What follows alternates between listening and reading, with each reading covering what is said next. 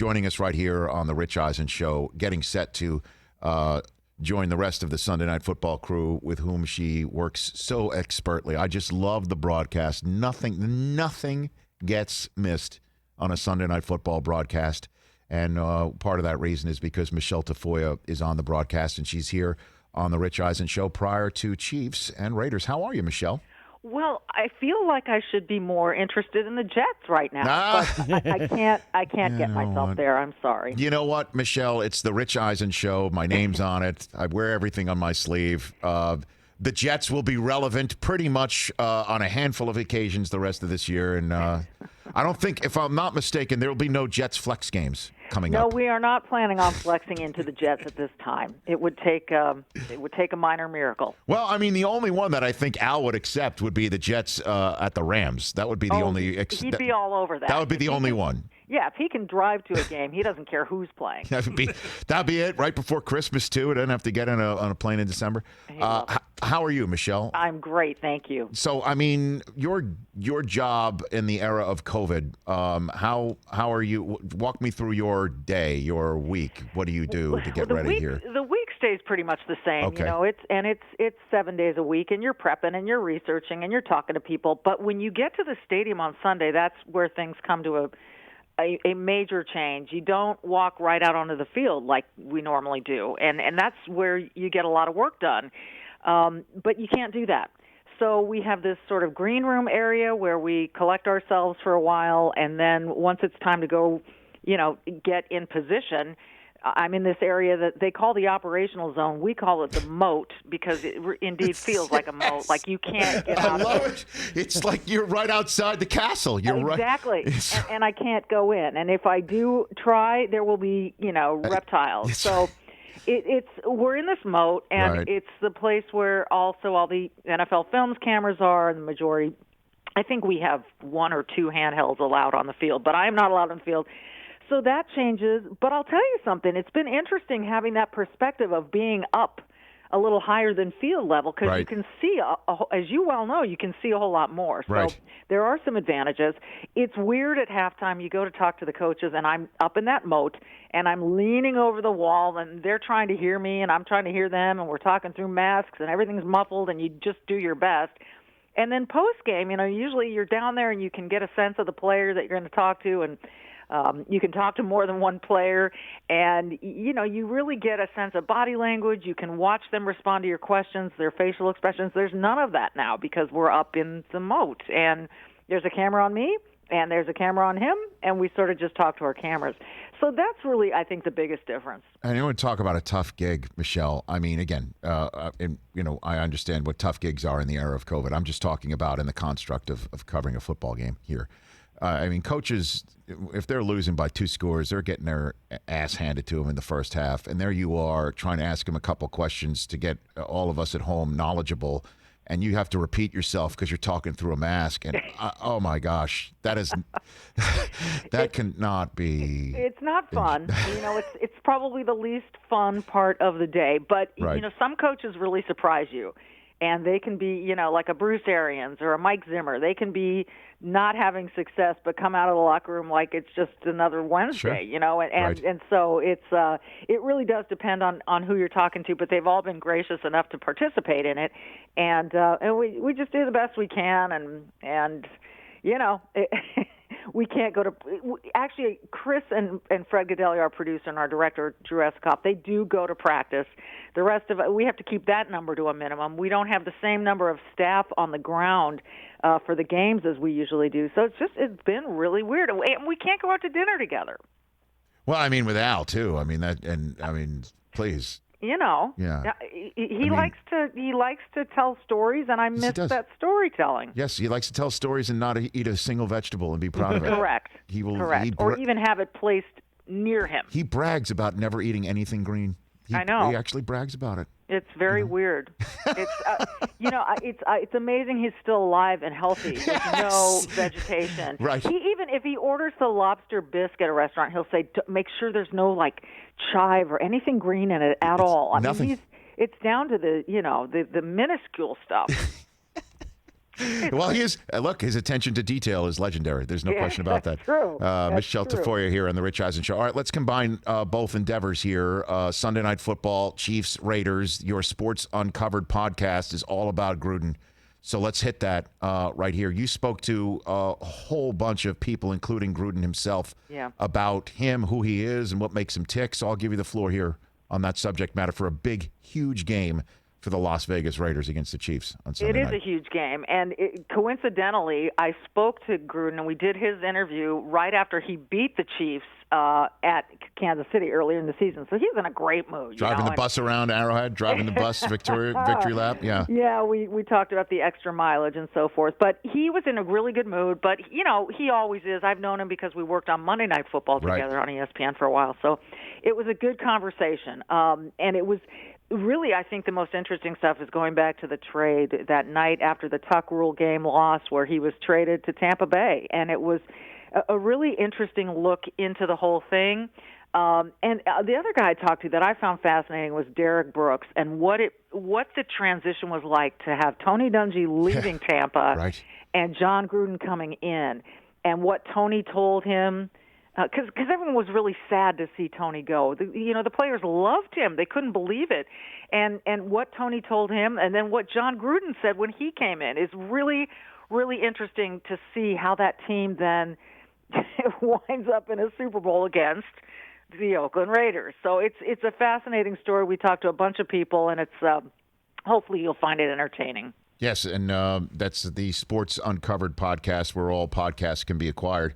What's the scoop right now, best you can tell, about the defenses in practicing, right? It's crazy. For the Raiders. It's really wild. And, I've talked to guys who have been homebound when they've been on that COVID list and what that's like. And really, it's difficult because one of the things they can't do is go in and get their usual treatment, get stretched out, get their massage, get their chiropractic, whatever. They've got to stay home. And so that whole week, they are on the Zoom meetings, and then, something will get pushed to their iPad, the film of practice, and they'll watch practice that way.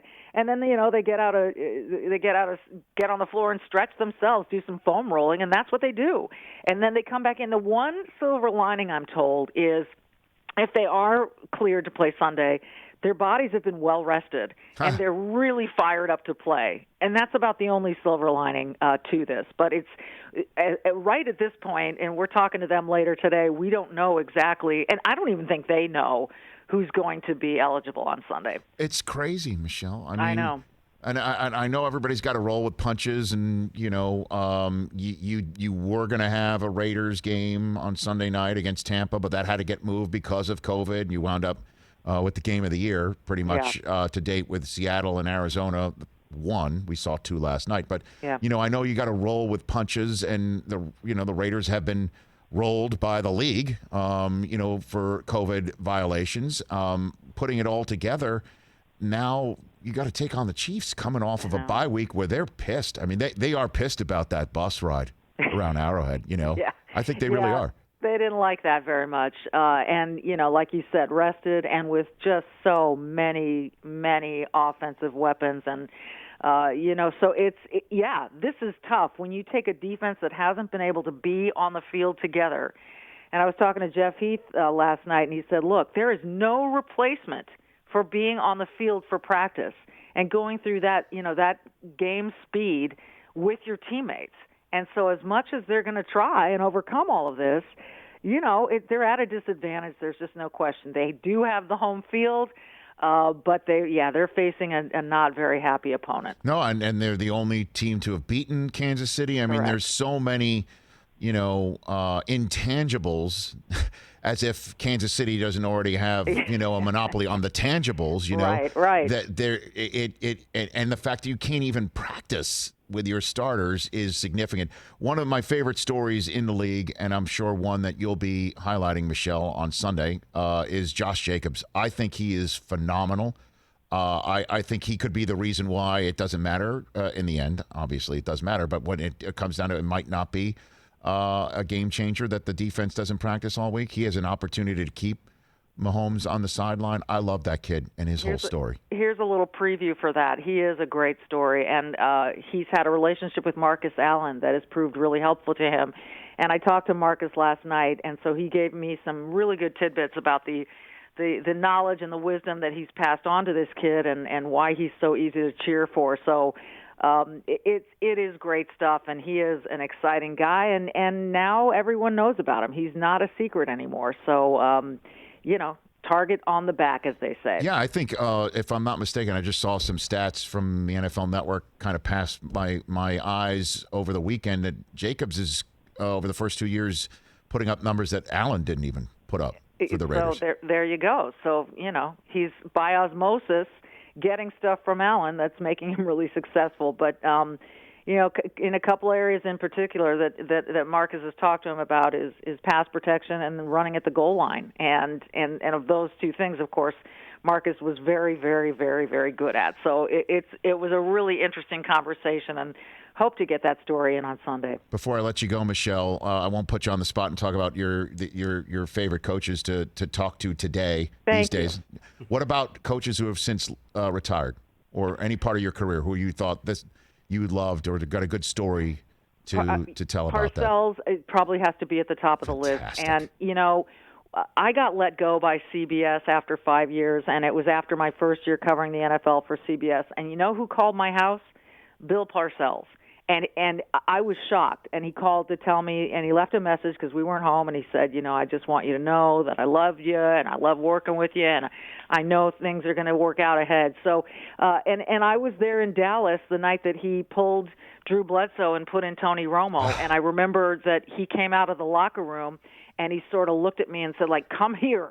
And so I walked over there and I said, "What's going on?" He goes, "I'm putting Tony Romo in," and that was one of the stories of the year. Yeah. So that's I have great love and respect for that man. I love it. He said, "Come here," huh? Yeah, it was like he kind of like pointed, like get over here now. I got something for you. Yeah. Happens to be the benching of Drew Bledsoe, and in comes Tony Romo, who America's hardly ever heard of. No kidding. Yeah. It was cool. And in the meeting heading into that game, I remember him having a twinkle in his eye when he talked about Romo, and I said, is he really ready to come in? And he said, yes, he is. And no one on the rest of the crew believed me when I said, there's a chance Romo might come in this game. And they're like, no.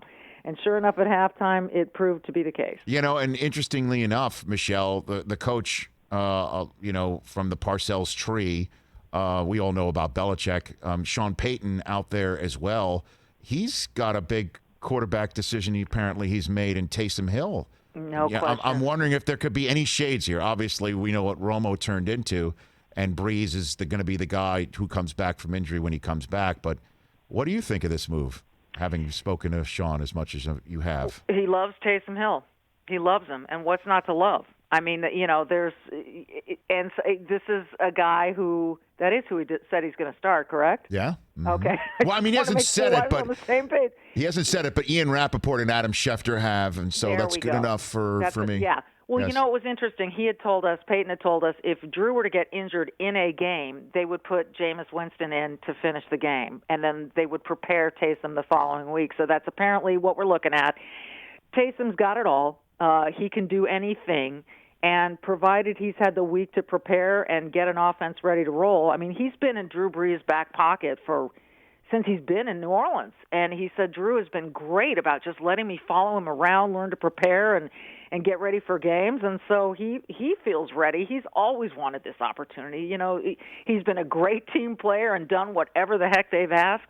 But this is an opportunity for him. And the question is, when does Drew Brees come back? This isn't a simple injury. Right, but when Drew does come back, he'll finish his career, and you'll probably end up working with him one day on the too. Peacock network. Yeah, we're all one big happy family, no doubt about that. It's funny. Before I let you go, I'll tell this story too. They've heard it here all on the show, but my favorite Parcells story, that when I first took the gig at NFL Network, I got to spend some time with Paul Tagliabue here and there. And I just asked him, what's your favorite story involving a coach that you've ever been around? And he told a Parcells story where he went to practice in New Jersey when he was a coach of the Jets, standing on the 50-yard line, and the Jets' defensive line is going through goal line drills on the goal line. And Parcells is just ripping everybody by name, And he says to him, Bill, we're the same age. I can hardly see 2 yards in front of me. How do you see 50 yards down the field? And he takes out of his coat, he takes a list of names. He goes, I can't see that far. He goes, I got a list of names of people who I knew I was going to get on their ass today. He goes, I'm on number 3. Stick around. I got 7 more to go. Oh, that's priceless, and that is not surprising at all. It sounds just like him. Thanks for the call, Michelle. Have a good cast. Great rest of the season. If we don't chat, we'll do this again sometime. Thanks for chatting. Take care, guys. You bet. That's Michele Tafoya. Again, check out her podcast, Sports Uncovered. She spoke to Tirico, Derek Brooks, Gruden himself. Hey, you watched all the way to the end. Thanks for that. Watch more right here.